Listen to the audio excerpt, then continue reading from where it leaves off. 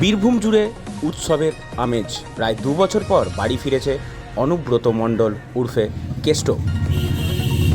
চূড়ান্ত প্রস্তুতি সকাল থেকেই দেখিয়েছি বীরভূমের বোলপুরের নিচুপট্টিতে।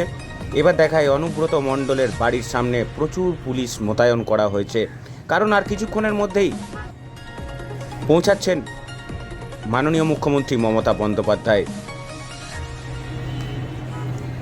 আর কিছু মুহূর্ত, আজকে কি মমতা বন্দ্যোপাধ্যায়ের সঙ্গে বৈঠকে থাকবেন অনুব্রত মণ্ডল?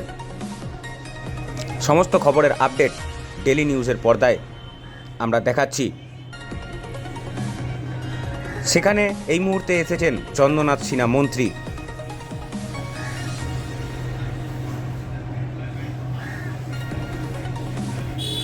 দেখছেন চন্দ্রনাথ সিনহা তার বাড়ির সামনে, কিন্তু এখনও অবধি প্রবেশ করতে পারলেন না তার বাড়ির মধ্যে। তৃণমূল নেতৃত্ব কি বলছেন সরাসরি শোনাবো আপনাদের, শুনুন। ততক্ষণে দেখতে থাকুন ডেলি নিউজ। বীরভূম থেকে যিশু পরামানিকের রিপোর্ট। খুব ভালো লাগছে, খুব ভালো লাগছে। অভিভাবক ফিরে এসেছে, বাড়ির গার্জেন ফিরে এসেছে, এর থেকে আনন্দ কিছু আছে? আমরা অভিভাবককে ফিরে পেয়েছি।